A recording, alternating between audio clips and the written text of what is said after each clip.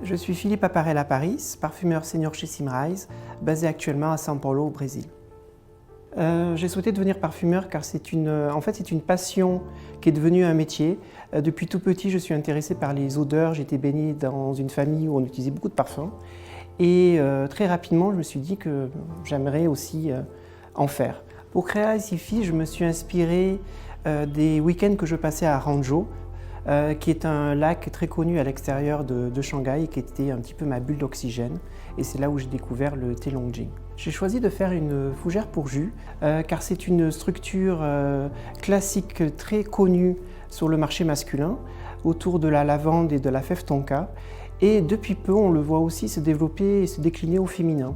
Et j'ai pensé que c'était une structure intéressante à travailler pour jus, car c'est une famille olfactive qui n'est pas représentée actuellement dans la collection.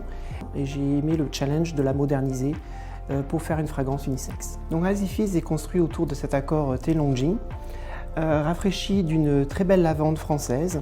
Et en fond, j'ai travaillé tout le côté boisé autour d'une overdose de mousse qui apporte beaucoup de sensualité. Pour moi, Recife est frais, pétillant et très addictif.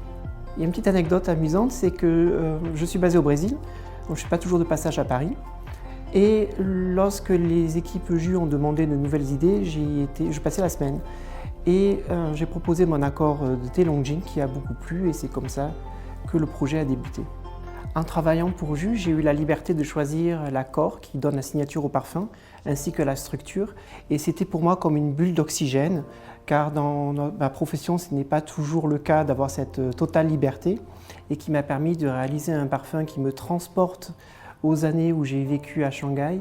Et cela m'a permis d'explorer des souvenirs qui m'étaient très chers, notamment le thé Longjing que j'avais découvert à Hangzhou, et de travailler sur une structure et de la moderniser. Donc j'ai beaucoup aimé ce petit challenge d'apporter une modernité et une fraîcheur très intense à une structure fougère et en même temps de pouvoir l'offrir aussi bien aux hommes qu'aux femmes.